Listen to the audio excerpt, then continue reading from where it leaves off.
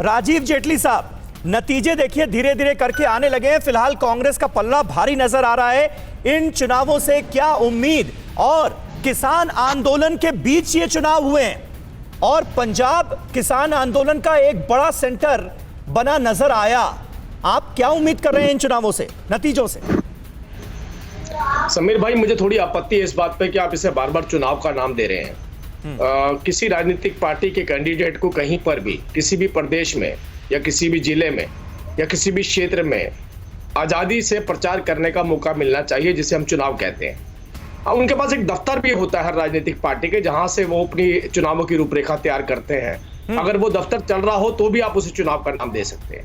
कहना क्या चाह रहे हैं राजीव जी? सत्ताधारी, हाँ मैं बता रहा हूँ, सत्ताधारी दल अगर किसी राजनीतिक पार्टी के कैंडिडेट को अपने गुंडों से प्रेशर बनवा के ये बोले कि तुम बाहर नहीं जा सकते हो, सत्ताधारी दल अगर ये करे कि दूसरी राजनीतिक पार्टी के दफ्तर ही तोड़ दे, उसमें आग लगा दे, उसका सामान उठा करके ले जाए, तो आप इसे चुनाव का नाम देंगे क्या?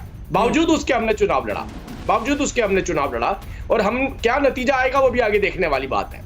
लेकिन ऐसा माहौल कभी नहीं देखा जहां के मुख्यमंत्री ने, कैप्टन अमरिंदर सिंह जी ने अपना खुद इनिशिएटिव लेते हुए कहा हो कि भारतीय जनता पार्टी का कैंडिडेट सड़कों पर नजर नहीं आना चाहिए, गलियों में नहीं घूमना चाहिए, वो प्रचार करता हुआ नजर नहीं आना चाहिए, उनके पास कोई दफ्तर नहीं होना चाहिए। क्या इसे चुनाव का नाम दिया जा सकता है? ऐसा आपके इस बयान का क्या मतलब मैं निकालूं? क्या हार एक्सेप्ट कर रहे हैं क्या आप नतीजों से पहले? मैंने आपसे क्या कहा? नतीजे क्या आएंगे वो एक अलग सब्जेक्ट है। हाँ। मैं चुनाव की डेफिनेशन आपको बता रहा हूं कि डेमोक्रेटिक सिस्टम में चुनाव किसे कहते हैं। अगर डेमोक्रेटिक सिस्टम में पूरा प्रशासन लगा दिया जाए किसी राजनीतिक पार्टी के कैंडिडेट के ऊपर प्रेशर बनाने के लिए, धमकाने के लिए, अपने गुंडों को छोड़ दिया जाए, उसे आप चुनाव का नाम देंगे? बावजूद हमने इस चुनौती को स्वीकार किया और हमने चुनाव लड़ा है। नतीजे अभी नहीं आए, नतीजे जब आएंगे तब उस पर अलग से डिस्कस करेंगे, लेकिन मैं उस बात पर डिस्कस करना चाहता हूं। ठीक है, राजकुमार विरका साहब जवाब दे दीजिए। कांग्रेस के एमएलए हमारे साथ मौजूद हैं, बड़ा गंभीर आरोप लगा रहे हैं राजीव जेटली साहब। राजकुमार जी, वो तो चुनाव मानने के लिए तैयार नहीं है, कह रहे हैं गुंडागर्दी का आलम था। भैया ये तो कोई भी बात मानने के लिए तैयार नहीं है। ये तो देश में किसी की भी बात मानने के लिए तैयार नहीं है। और मैं एक बात कह दूं, अभी 325 सीटों के जो है वो रिजल्ट डिक्लेयर हो चुके हैं और जिसमें 250 से ज्यादा कांग्रेस पार्टी ने सीटें जीती है। और जहां ये सारी सीटें ले जाओ भाई, तुम तो तुम्हारे हाथ में, अब दूसरा आदमी वोट ही ना कर पाए तो तुम ही जीते हुए। बीजेपी की सभी जगह जमानतें जब्त हो चुकी है, बीजेपी की सभी जगह जमानतें जब्त है।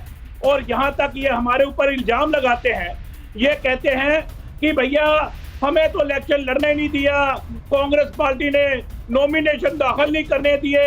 900 करीब 9,200 लोग इलेक्शन लड़ रहे हैं। कांग्रेस पार्टी के सिर्फ 2200 उम्मीदवार हैं, 7,000 उम्मीदवार कांग्रेस के खिलाफ इलेक्शन लड़ रहे हैं और 2302 के करीब वार्डे हैं। और मुझे हैरानगी इस बात की है कि बीजेपी समझ नहीं पा रही कि ये पंजाब की नब्ज क्या है, ये किसान की जीत है, ये पंजाब की एकता की जीत है। और ये मैं सीधी बात में कहूं कि सच्चे गले में पड़ेगी माला और झूठों का तो मुंह होगा काला। ये किसान आंदोलन का नतीजा है, ये पंजाब की एकता का नतीजा है। बीजेपी को अपना चेहरा साफ करना चाहिए। राजीव जेटली साहब, मानेंगे आप ये बात? ये कहने से तो काम नहीं चलेगा ना कि ये चुनाव ही नहीं थे। अल्टीमेटली लोकतंत्र में तो चुनाव के नतीजे ही तय करते हैं कि जनता किसके साथ है। हाँ, मैं एक नई परंपरा शुरू हो रही है कि जिस प्रदेश की जहां सरकार हो वहां के मुख्यमंत्री अपने गुंडे छोड़ दें और दूसरे लोगों को प्रचार ना करने दें और उसे उपचुनाव का नाम दें।